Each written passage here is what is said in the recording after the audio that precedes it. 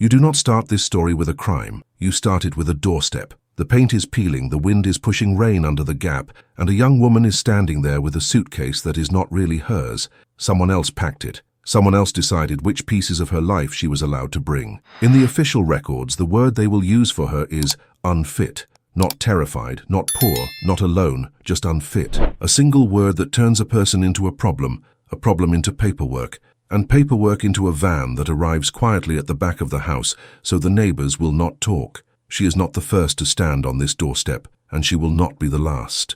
Britain in the 20th century built entire systems on this idea that some women were good enough to be seen and praised, and the rest should be hidden away where their shame would not stain the illusion of a decent society. If you were the right kind of woman, you could be held up as proof that the nation was moral and respectable. If you were the wrong kind, you could be disappeared in the name of that same respectability. They did not call these places prisons. They called them homes and hostels and care, mother and baby homes, training homes, laundries, reformatories, words that sounded soft, safe, almost generous. While inside doors were locked, letters were opened, and decisions were made without the woman's consent. The country needed a story it could tell about itself, that British families were strong, that British mothers were devoted, that British girls knew their place and kept it. But behind that story, there was another one, written in ink that did not show up in public photographs. It was written in intake forms, inspection reports, and adoption papers that carried the echo of signatures made under pressure. It was written in the silence of women who could not explain where their babies had gone, because the people who took them insisted it was for the best. To understand how this system worked, you have to start with the word good. A good woman, according to the people who ran these institutions, was not someone kind or brave or intelligent. She was someone quiet, someone obedient, someone whose life fitted neatly inside the rules drawn by men in government offices, church halls, and charity boards, married at the right time, pregnant at the right time, poor perhaps, but grateful, respectable, which meant that if she sinned, she did it where nobody could see. The strange twist is that Britain needed these good women just as much as it needed the bad ones. The good ones were displayed on posters, in magazines, in speeches about the strength of the nation. The bad ones were hidden behind red brick walls, behind the phrase, "for their own good," behind files that were quietly sealed. The woman on the doorstep does not feel unfit. She feels judged, sized up, measured against standards nobody ever explained to her until she failed them. Maybe she was a factory worker who fell pregnant by a man who could leave and she could not. Maybe she was a girl who had been assaulted and then blamed for surviving it.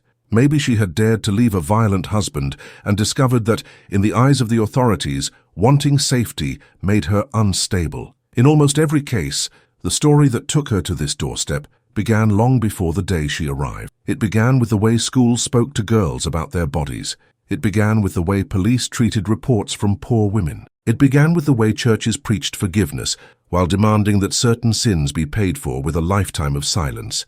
Now she is here, and the woman who opens the door is wearing a set of keys like jewelry. She looks the new arrival up and down and decides without asking how broken she is allowed to be. Inside, the air smells of boiled vegetables and disinfectant, as if the building is trying to scrub away any trace of real life. There is a notice board with rules pinned neatly in rows. No talking after lights out, no visits without permission, no keeping of personal items that have not been inspected. Somewhere, a baby is crying in a thin, exhausted wail, and for a moment, the young woman's hand goes to her own stomach, flat now. The child not yet born, but already belonging more to the institution than to her. They tell her this is temporary. They tell her it is an opportunity, a second chance, a way to prove that she can be turned into the kind of mother the nation approves of. What they do not say is that the test is rigged. No matter how carefully she folds the sheets or how diligently she scrubs the floors, the stain of being here will follow her into every interview, every tenancy application, every conversation in which someone asks, too casually, "And what did you do back then?" In this first corridor, you can see the entire system in miniature: the uniforms, the locked doors, the chapel that doubles as a classroom where women are taught sewing, laundry, and how to apologize for existing. The files kept in an office with frosted glass, where a woman with tidy handwriting reduces complex lives to a few brutal categories: moral danger, feeble-minded, unmarried mother, troublemaker. The language matters because it travels, It travels from here to the social worker's report, to the magistrate's recommendation, to the adoption agency's reassurance that the birth mother cannot cope. It travels into the mind of the woman herself until she starts to use their words when she thinks about her own reflection. Not, "I was abandoned," but "I failed." Not, "They took my baby," but "I was not good enough to keep him." The most chilling part is this. Many of the women who ended up in places like this were trying to be good according to the rules they had been given. They worked long hours in factories, in service, in other people's kitchens. They went to church. They stayed quiet about the hands that grabbed them in alleyways or the bruises that bloomed under high collars. When they finally broke one of the unwritten rules, by getting pregnant without a husband, by leaving, by speaking, the system treated it as proof that they had always been fundamentally wrong. Respectability in Britain was not a soft blanket you could wrap around yourself for comfort. It was more like a blade, sharp, cold, and always pointed downwards, waiting for the moment you slipped. This is where the split appears between the women Britain praised and the women it punished. In newspapers and government speeches, you will find plenty of references to good mothers and decent girls, held up as examples of national virtue. But the same institutions that celebrated them also demanded a shadow population of women who could be sacrificed to keep the story tidy. For every smiling mother in a photograph with a pram and a wedding ring, there was another woman scrubbing laundry in a home where her child would be taken from her for its own good. For every speech about protecting young women from moral danger, there was a girl locked away because the real danger had already found her, and the easiest solution was to remove her from sight. If you listen carefully in that corridor, beneath the instructions and the footsteps, you can almost hear the bargain being made. Some women will be saved, and the rest will pay the price for them. By the time you reach the end of the first week, the routine has settled around you like a second skin. Mornings start before dawn, with a bell that does not care how little you have slept. Beds must be made so tight that a coin could bounce on the blankets. Floors must be scrubbed, corridors swept, brass polished until it reflects a version of your face that does not quite look like you. The work is not just about keeping the building clean. It is about reminding you, all day, every day, that you are here to be reshaped. When your back aches and your hands are raw, it is easier to believe that you must deserve this. Otherwise, why would everyone around you act as if it were normal? The staff talk about discipline and order, about the need to protect the babies from the chaos their mothers brought with them. They do not talk about the fact that the laundry you are doing is for local businesses, that the sheets you iron are earning money that you will never see. Pregnancy is treated as both a problem and a resource.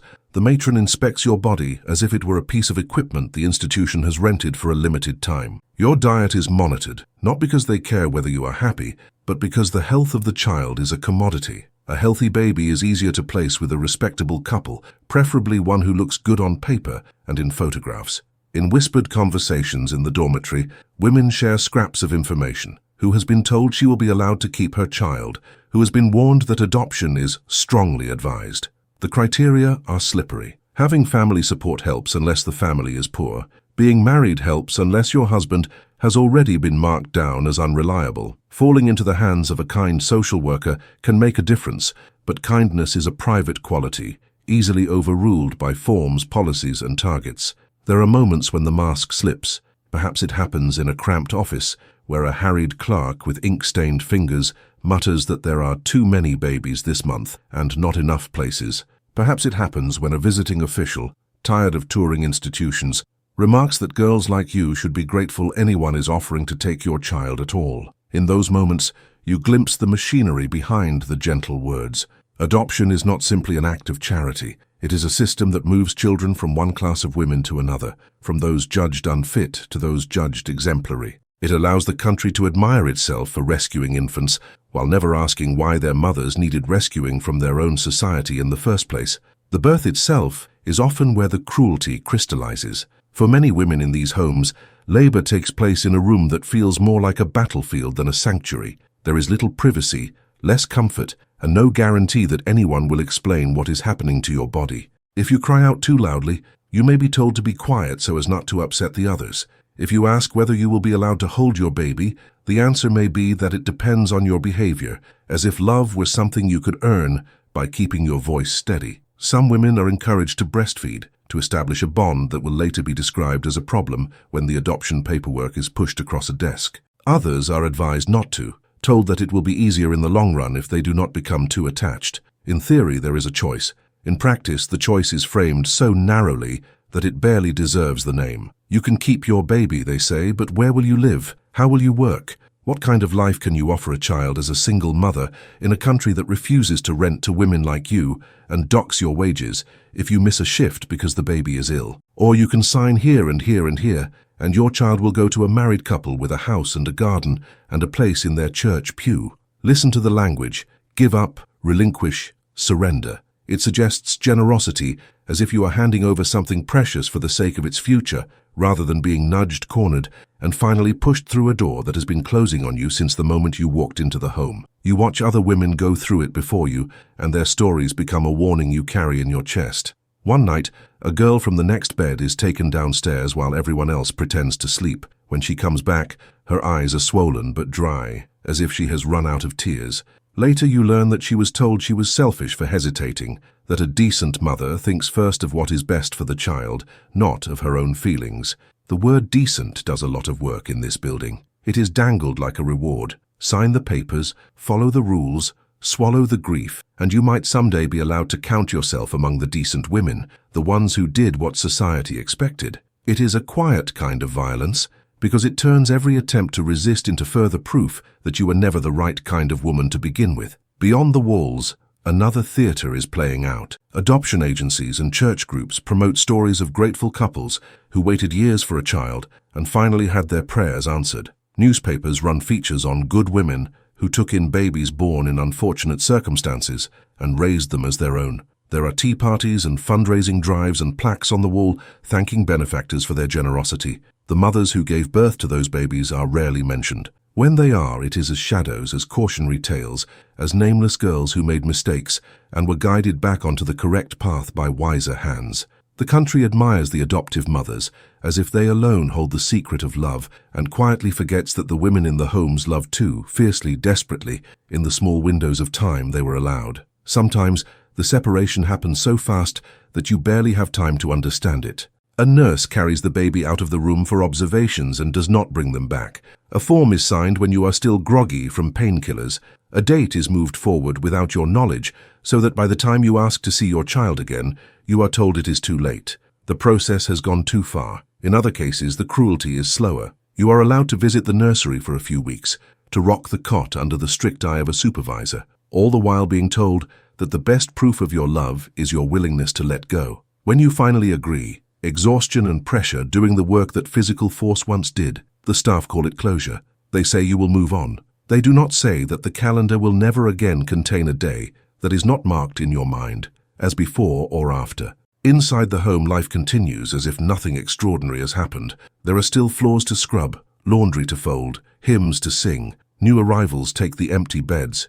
The system depends on this constant movement, on the fact that there is always another girl, another scandal, another family desperate to avoid the shame of a bump that cannot be hidden much longer. If you step back from the corridors and dormitories, you begin to see how many people had to cooperate or at least look away for this system to function. There were the priests and ministers who thundered from pulpits about sin and purity while quietly sending fallen girls to institutions rather than questioning the men who made them fall. There were the doctors who signed certificates declaring women unfit, sometimes after only a few minutes of conversation, confident that their white coats gave them the right to define another human being's capacity for motherhood. There were the magistrates who nodded along with recommendations from social workers and charity matrons, telling themselves they were protecting the community. There were neighbors who whispered, families who refused to open their doors, employers who sacked pregnant workers the moment their condition showed. Each of them played a part, large or small, in feeding women into the homes.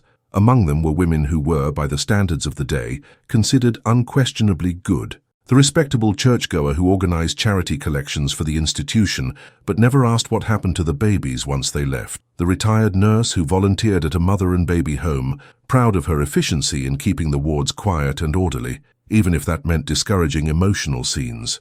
The landlady who refused to rent a room to a single mother, telling herself she was maintaining standards. They were not villains in their own minds. They were guardians of decency, pillars of their communities. The horror lies in how easily goodness can be twisted into obedience, and obedience into cruelty when the rules of a society are built on fear and shame. Britain liked to imagine itself as a nation of fair play and stiff upper lips, of doing the right thing even when it was hard. Yet when it came to women who stepped outside the narrow lines of respectability, the calculus was brutally simple. Protect the surface image at almost any cost. That is why so many of the records were hidden away or destroyed. Institutions closed, names changed, archives were sealed to protect privacy, a phrase that often meant protecting the reputation of churches, charities and state agencies, rather than the women who had lived and lost within their walls. A country that prides itself on its history of liberty and reform struggled to look directly at what it had done to thousands of its own citizens in the name of order. The division between the women who were celebrated and the women who were erased showed up in small, cruel ways. In the same town where a mother and baby home quietly processed unfortunate cases, there might be a local competition for Mother of the Year, complete with photographs in the newspaper of smiling women holding well-dressed children. At church fetes, respectable ladies sold cakes to raise funds for the very institutions that took babies from their birth mothers, confident that they were participating in an act of mercy. In schools, girls were warned not to end up like those poor creatures in the home, as if the greatest danger in their lives were their own lack of self-control rather than the indifference of the people around them. Even language itself became a tool of erasure. The word girl was used for adult women, especially if they were poor or unmarried, shrinking their authority and making it easier to override their wishes. Terms like problem family, immoral conduct, and social embarrassment appeared in official reports, treating people as issues to be managed rather than lives to be listened to. When a child was adopted, the birth mother might be described as having disappeared from the scene, as if she had wandered off of her own accord rather than being pushed out of the picture by law and custom. The system did not need to shout to be cruel. It only needed to speak in calm, bureaucratic sentences that left no space for the voices of the women themselves. And yet, even in the middle of this machinery, cracks began to show. A social worker who had seen too many women break under the strain started keeping her own secret notes, writing down details that the official forms left out. A midwife whispered to a mother that she had held her baby, that he had a strong grip, that somewhere beyond these walls he would grow up knowing that somebody loved him before she was told to forget. A journalist, suspicious of the neat success stories presented by charities, began to ask how many mothers had been pressured rather than supported, how many offers of adoption had felt more like ultimatums. These small acts did not topple the system overnight, but they mattered because they treated the women as witnesses instead of embarrassments. There is another part of the story that Britain rarely tells: what happened to the women afterwards. Leaving a home did not mean leaving the past behind. For many, it was like stepping out of a fog, only to find that the world beyond was just as cold. Employers asked for references, and the institution's letter, carefully worded, hinted that the applicant had been in moral danger. Landlords asked questions about why a young woman had no husband, no family nearby, no child, despite the records showing a pregnancy. Some women married quickly, hoping that a ring would act as a kind of shield. Others moved to cities where they could disappear more easily into the crowd. Almost all of them carried a silence that set them slightly apart from the people around them, a missing chapter in their lives that they were either too ashamed or too afraid to name. For the children taken from these homes, the legacy was different, but no less heavy. Many grew up in loving adoptive families, yet felt a strange ache when they looked in the mirror and saw features that did not match anyone around them. Others sensed, even if nobody said it aloud, that they had arrived in their new homes with a story attached, a story about being saved from something awful and shameful. Some would discover as adults that their adoption had been arranged through a system that barely acknowledged their birth mothers as real people, let alone as parents. When they tried to trace their origins, they ran into locked archives, missing files, and officials who told them it was better not to dig too deeply. The idea of the good woman lingered over all of this like a ghost. Adoptive mothers were praised for their generosity and sacrifice. Volunteers and fundraisers were applauded for their compassion. Politicians congratulated themselves on having supported solutions to difficult social problems. The women who had lived in the homes were expected to be grateful that their children had been given a better life, as if love could be measured solely in bedrooms and bank accounts. If they dared to say that they had wanted to keep their babies, that they had been pressured or deceived, they risked being dismissed as bitter, unstable, or ungrateful. To be taken seriously, a woman had to fit the script of either saint or sinner. There was no room in the public imagination for someone who had done her best in impossible circumstances and been broken by a system that claimed to know what was best for her. Looking back, it is tempting to say that people simply did not know, that the horror lay hidden behind closed doors, that nobody outside the institutions understood what was happening. It took decades for Britain to begin listening properly to the women it had hidden. By the time inquiries were launched and reports written, many of those who had passed through mother and baby homes and similar institutions were grandmothers. They had spent a lifetime living around an absence. The child they did not raise, the years they did not speak of, the decisions made about them rather than with them. When they finally sat in front of officials or journalists or support groups and told their stories, the most striking thing was not just the pain, although that was vast.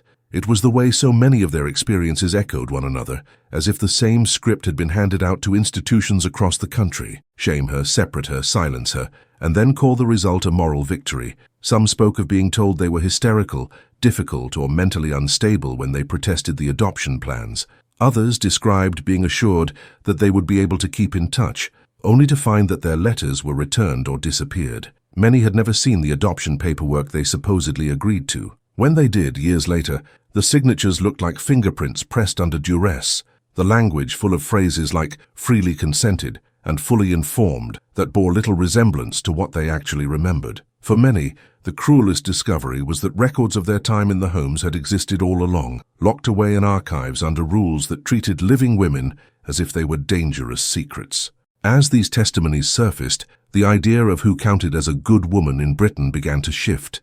It became harder to maintain the comfortable fiction that virtue belonged only to those who had followed every rule, ticked every box, and lived lives free of visible scandal. The women who had once been dismissed as cautionary tales or tragic cases began to be recognized as survivors of a system that had used their vulnerability as raw material. Their courage lay not in pretending that everything had turned out for the best, but in refusing, at last, to carry the blame for choices made by institutions and authorities in their name. Yet the story cannot end with a neat moral and a sense of closure. The structures that made these homes possible did not simply evaporate when the buildings closed or changed their names. The obsession with respectability, the policing of women's bodies, the idea that certain families are inherently more deserving than others, all of these currents still run through modern policies and prejudices.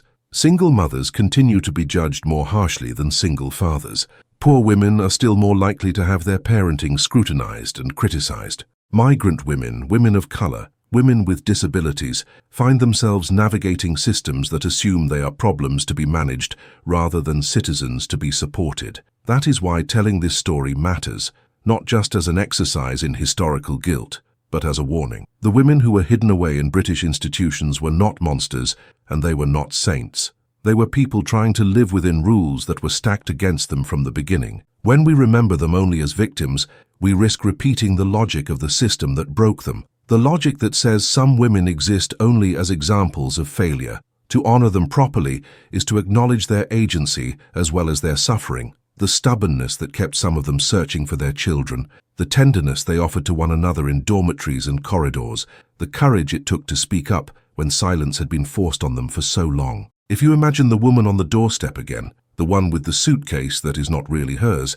it becomes harder to keep the story at a safe distance. She could be someone you know. She could be a girl from your street, a colleague, a cousin, a friend. Strip away the old-fashioned clothes and the institutional language, and what remains is a very modern question. Who gets to decide whether a woman is fit to be a mother, and on what basis? Whenever a government, a charity, or a social service claims the power to answer that question without truly listening to the woman herself, the ghost of these homes is present in the room. In the end, the phrase, "good women," should make us uneasy. It invites us to sort people into categories that feel comforting, but rest on shaky ground. The Britain that praised certain women as models of virtue while locking others away was not an ancient, distant country. It was within living memory. Its habits of thought linger whenever we find ourselves more interested in protecting reputations than uncovering truths, in preserving an image of national decency than facing the damage done beneath it. The system that broke so many women depended on one simple trick, persuading the public that the story was already settled, that the right people were in charge, that the women themselves had nothing more to add. You are listening now, which means the spell has broken a little. Once you know that homes called places of care were sites of coercion, it becomes harder to accept any easy label at face value. Once you hear a mother describe the sound of a door closing behind the child she never saw again, it becomes difficult to use words like unfit and undeserving without tasting their cruelty. History is full of systems that survived not because they were just, but because they were quiet. This one stayed quiet for a long time, buried under shame and paperwork. It does not have to stay that way. Perhaps the most radical act you can take, as a listener in the present, is also the simplest: to refuse to let these women remain invisible. That means seeking out their testimonies, supporting their demands for access to records, and resisting the urge to tidy their stories into something neat and uplifting. Some reunions between mothers and children have been joyous. Others have been painful, confusing, or impossible. Some women found ways to build new lives and families. Others struggled with addiction, depression, or isolation. There is no single ending that fits them all, and any attempt to impose one repeats the very pattern that hurt them, the pattern of deciding from the outside what their lives should mean. When you watch this video, you are not just peering into the past. You are standing at a crossroads of sorts. One path leads back towards forgetfulness, towards the comfortable idea that such things could never happen again in a modern, enlightened country. The other path is harder. It asks awkward questions about current policies on housing, childcare, immigration, and welfare. It asks whether we are still more likely to blame individual women for their bad choices than to confront the structures that limit those choices. It asks, most of all, whether we are willing to listen when people on the margins tell us that the systems designed to help them feel more like cages than lifelines. The story of the women Britain hid is not just about the past institutions that broke them. It is about the kind of country Britain chose to be, and the kind it might yet become. Do we measure goodness by silence and compliance, or by compassion and honesty? Do we protect the image of our institutions at all costs, or do we accept that real justice requires discomfort, apology, and change?